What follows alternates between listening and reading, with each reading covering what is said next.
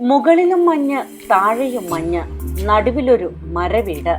മൂന്നാറിലെ അറിയാത്തൊരു അവധി വീടാണ് ആനമുടിച്ചോലയിലെ മെത്താപ്പ്. ലോകത്തിലെ അമൂല്യമായ ചോലക്കാടുകളുടെ ചാരത്ത് കിടന്നുറങ്ങാൻ കൊതിക്കാത്തവരുണ്ടോ? അതിരാവിലെ മൂന്നാറിലെ പുലരി കണ്ട് നമുക്ക് യാത്ര തുടങ്ങാം. സ്വന്തം വാഹനം വേണം ആനമുടിച്ചോലയിലെത്താൻ. ആദ്യ ഡെസ്റ്റിനേഷൻ മാട്ടുപ്പെട്ടി ഡാമാണ്. മാട്ടുപ്പെട്ടി ഇൻഡോ സിസ്ഫാം പ്രൊജക്ടിന്റെ പുൽമേടുകളിൽ ആനക്കൂട്ടം മേയുന്നത് ഭാഗ്യമുണ്ടെങ്കിൽ കാണാം. മാട്ടുപ്പെട്ടി ജലാശയത്തിൽ ഒരു ബോട്ടിങ്ങും ആസ്വദിക്കാം.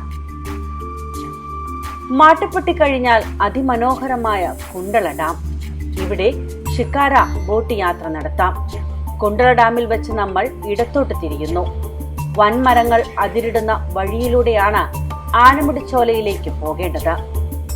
8 കിലോമീറ്റർ ദൂരം നമ്മൾ മാത്രമേ വഴിയിലുണ്ടാകൂ. ഇതാണ് ആനമുടിച്ചോല ദേശീയോദ്യാനത്തിന്റെ കവാടം. പന്നൽ ചെടി പോലുള്ള അപൂർവ ഇനം സസ്യങ്ങളുണ്ട് ഈ കാട്ടിൽ.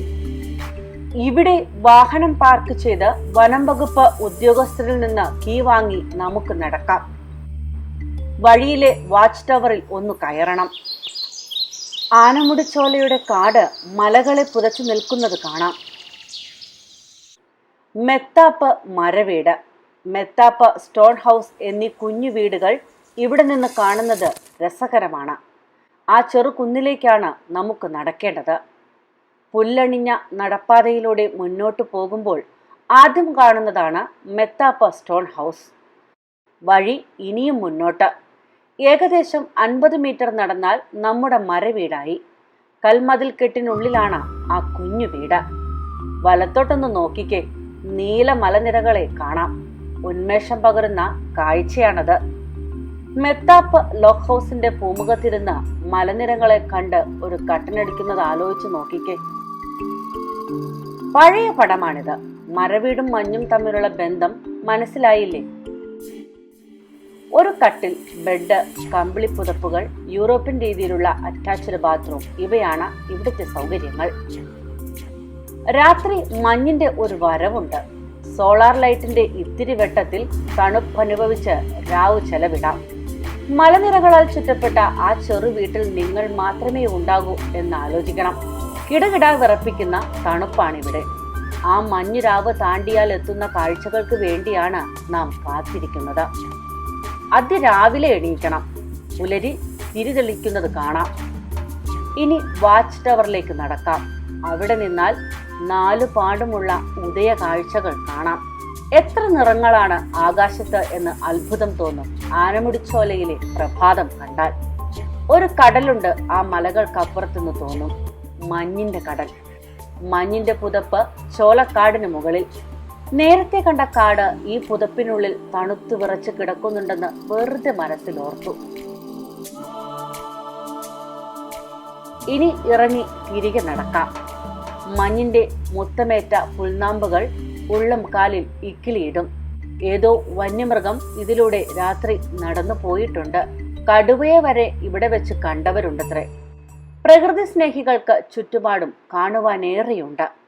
സുന്ദരമായ ചെടികൾ, പൂക്കൾ, പിന്നെ ദിനോസറിന്റെ കാലത്തെ ഭൂമിയിലുണ്ടായിരുന്ന പന്നൽ ചെടികളുടെ ഇളമുറക്കാർ, ശലഭങ്ങൾ, ഒളിച്ചുപോകുന്ന പച്ചില പാമ്പുകൾ. രാവിലെയുള്ള നടത്തത്തിൽ ഇതെല്ലാം കാണാം. ഇതാണ് റോഡോഡെൻഡ്രോൺ, കാട്ടുപൂവരശ് എന്ന നാട്ടുപേര്. മലമുകളിൽ മാത്രമുള്ള ഈ ചെടി പൂവിട്ട് കാണുന്നത് ഒരു ഭാഗ്യമാണ്. കട്ടിപ്പച്ച ഇലകളും ചുവന്ന പൂക്കളുമുള്ള കാട്ടുപൂവരശിന്റെ ചാരയാണ് രാവുറക്കം എന്ന് ആലോചിച്ചാൽ മെത്താപ്പിലെ താമസത്തിന്റെ മൂല്യം നിങ്ങൾക്ക് മനസ്സിലാകും. മരവീട്ടിലെ കൽമതിലിന് മുകളിൽ നിന്നുള്ള കാഴ്ചയാണ് ഇത്. എന്തൊരു പുലരിയെന്ന് വീണ്ടും വീണ്ടും പറയേണ്ടി വരുന്നു. മുൻപ് ഈ ചോലക്കാടിനുള്ളിലൂടെ കീഴാന്തൂരിലേക്ക് ട്രിപ്പ് ജീപ്പുകൾ പോയിരുന്നു. കാന്തല്ലൂർ, കീഴാന്തൂർ മേഖലകളിൽ നിന്ന് പെട്ടെന്ന് മൂന്നാറിലേക്ക് എത്താൻ ഈ വഴി ഉപയോഗിച്ചിരുന്നു പണ്ട്. പക്ഷേ ദേശീയോദ്യാനം ആയപ്പോൾ വഴി അടച്ചു. ചോലക്കാടിന്റെ അമൂല്യത ഈ വഴികളിൽ സഞ്ചരിച്ചവർക്കറിയാം. നിറഞ്ഞ പച്ചപ്പിലൂടെ ഒഴുകുന്ന കാട്ടുചോലകളുടെ ശബ്ദവും പേരറിയാ കിളികളുടെ നാദവും കേൾക്കാം വഴിയിൽ. കാലം പച്ചപ്പ് കൊണ്ട് ഒപ്പുവെച്ച ഉരുണ്ട കല്ലുകളും മരച്ചില്ലകളും. പകൽ തന്നെ ഇരുട്ടാണ് ചോലക്കാടുകളിൽ. അതുകൊണ്ടാണ് ചോലക്കാടുകൾക്കടുത്ത് താമസിക്കുന്നതൊരു ഭാഗ്യമാകുന്നത്.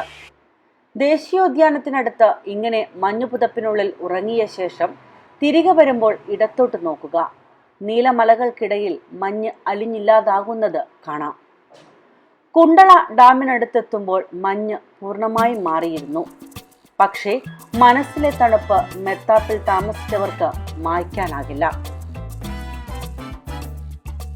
ചെറിയ കുട്ടികളുമായി പോകാതിരിക്കുക.